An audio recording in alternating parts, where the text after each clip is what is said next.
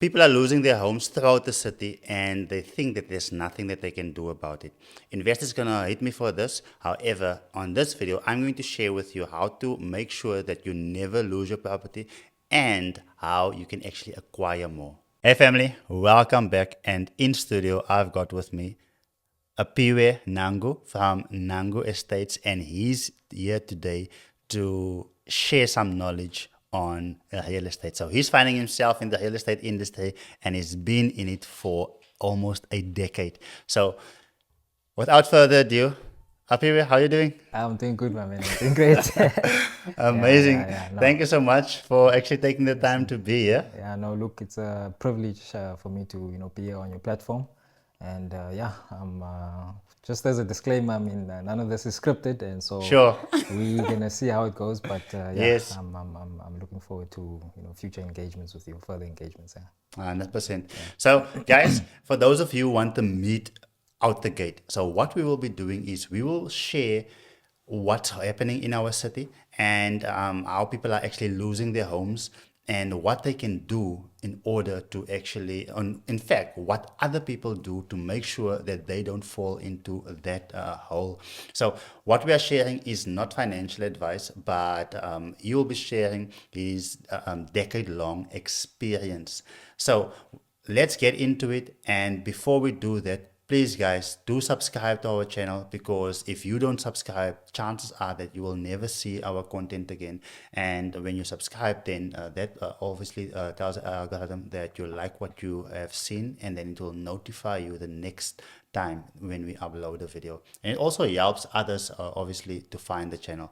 So without further ado, up here, getting a person to acquire their first property, all good and well, but so many people are actually losing their properties.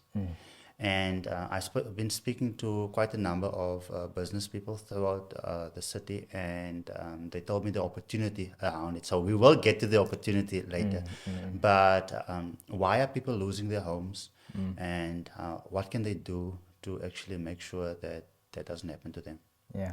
Look, there's a number of reasons, and obviously, of late, the most recent has been, COVID. Something like COVID, even though it's happened, it's been a couple of years now, what, 3 years or so, but we are still feeling the knock-on effects of that, the economy Yes. and people, and but other than that, I would say not, you know, not conducting the finances correctly.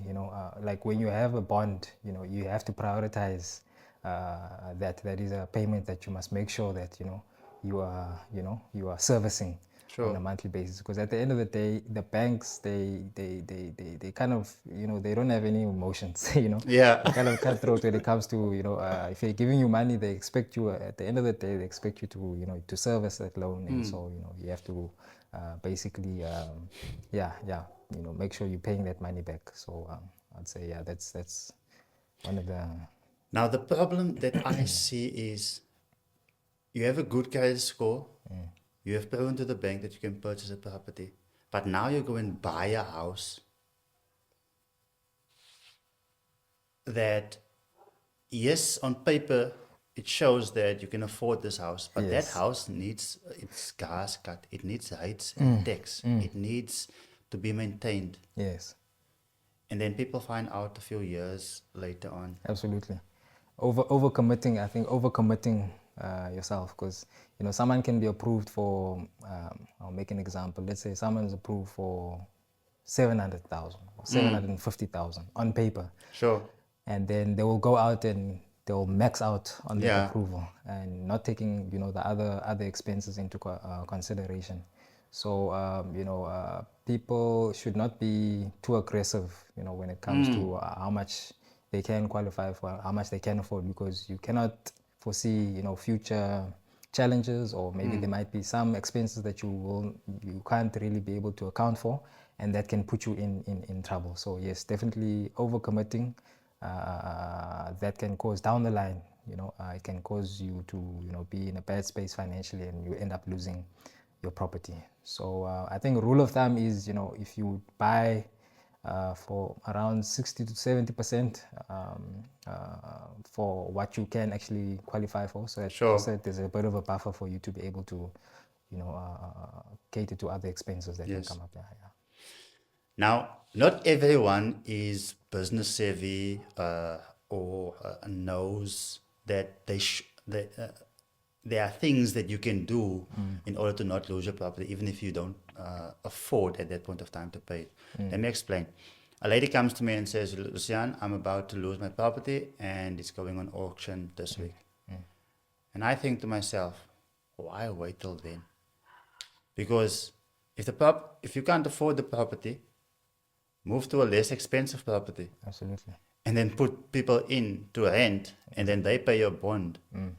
And when I explained that, she was like, you know what, this was so traumatizing that I didn't even think of it.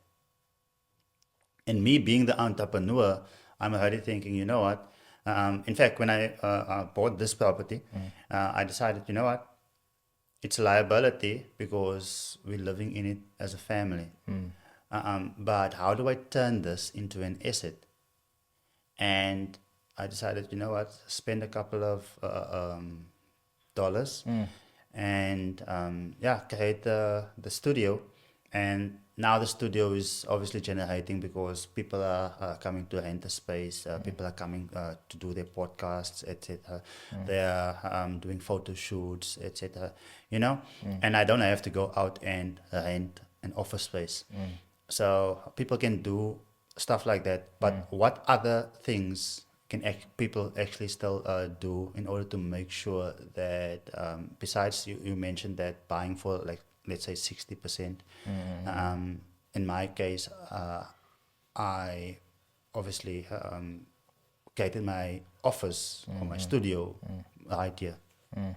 What else can they do? Yeah, look, I think obviously you are very I would say, can I say, for lack of better words, astute business person, and I've not known you for a long time, but Sure. I can see that you think out of the box and you are creative. So creativity is something that can help you obviously in the long run, and help you to kind of maneuver your way out of situations. So I think, but the most important thing is getting the right knowledge, investing in yourself, getting the right knowledge, knowing and exploring all the options that are available, because in this day and age that we live in, there's so many There are options options. available. Like, and for everyone, not only for, doesn't matter what you call it, if you are higher class, doesn't matter what class you are in, or there's options available for everyone. So the most important thing is you need to invest in yourself, in the knowledge. You need to seek information.